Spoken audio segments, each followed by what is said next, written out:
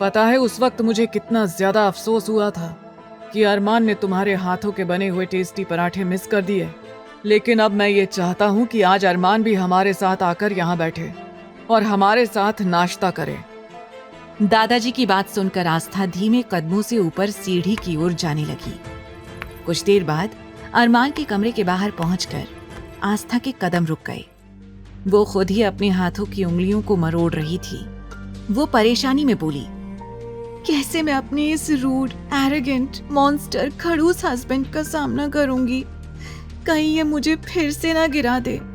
लेकिन अंदर जाने के अलावा मेरे पास और कोई रास्ता भी तो नहीं है। आस्था ने एक गहरी सांस ली और हिम्मत करके दरवाजा खोल दिया। दरवाजा खुला तो सामने का नजारा देखकर उसकी चीख निकल गई। आ! सामने अरमान इस वक्त बाथरूम से नहाकर निकला था। अरमान की गहरी नजरें इस वक्त आस्था को घूर रही थी। आस्था ने तुरंत अपना मुंह दूसरी तरफ कर लिया और अपने दोनों हाथों से अपने चेहरे को कवर कर लिया। वो हड़बड़ाते हुए बोली, आप ऐसे यहाँ क्या कर रहे हैं? और आप कपड़े क्यों नहीं पहन लेते? ये पहली बार था जब आस्था ने अरमान को इस तरह से देखा था। अरमान आस्था की ओर आग उगलती हुई नजरों से देखते हुए बोला, तुम्हारी इतनी हिम्मत कि तुम मुझे ऑर्डर दो? क्या तुम्हें इतनी भी तमीज नहीं है कि बिना नॉक किए किसी के कमरे में नहीं आते?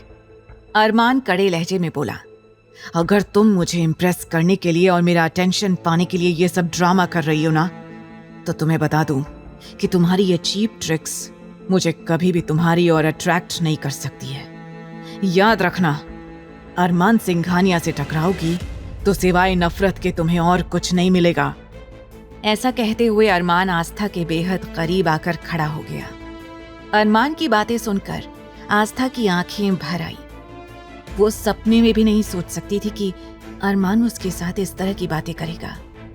ऐसी बातें उसके दिल को छलनी कर रही थी।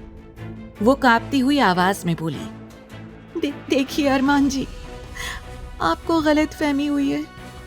हम तो यहाँ बस आपको नाश्ते के लिए बुलाने आए थे। नीचे दादाजी आपको बुला रहे हैं। आस्था की कमजोर आवाज सुनकर अरमान इरिटेट होकर बोला, ओह प्लीज, ये फालतू की नॉनसेंस बातें मेरे सामने मत करो। मैंने तुम्हें पहले ही कहा है, तुम मेरे दादाजी, मेरे दोस्त और मेरे भाई पर अपने सारे ट्रिक्स आजमाओ, लेकिन मुझ पर नहीं। मैं तुम जैसी लड़कियों को अच्छी तरह से जानता हूं। अरमान की इस तरह की बातें सुनकर आस्था की बॉडी अंदर तक कांपने लग गई, क्योंकि इस वक्त अरमान की आंखों में उसे अपने लिए सिर्फ और सिर्फ नफरत दिखाई दे रही थी। डर के मारे आस्था का गला सूखने लगा। उसे ऐसा लग रहा था जैसे अरमान अभी इसी वक्त उसकी जान ले लेगा। अचानक आस्था धीरे धीरे अपने कदम पीछे की तरफ खिसकाने लगी, लेकिन जैसे ही वो थोड़ा पीछे हुई, अचानक से वो एक इंपोर्टेड पॉट से जा टकराई और गिरते गिरते बची।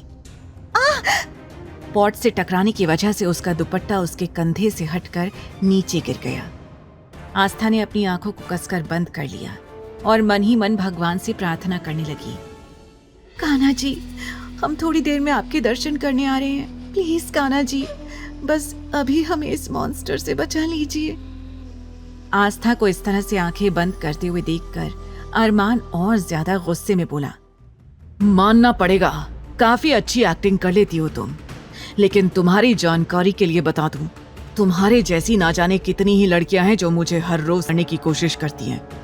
नफरत, सिर्फ और सिर्फ नफरत, समझी तुम? अरमान ने गुस्से से उसका दुपट्टा जमीन से उठाया और उसके ऊपर फेंक दिया, क्योंकि इस वक्त आस्था बेहद खूबसूरत लग रही थी और ज्यादा देर अरमान उसकी खूबसूरती को देख नहीं पा रहा था।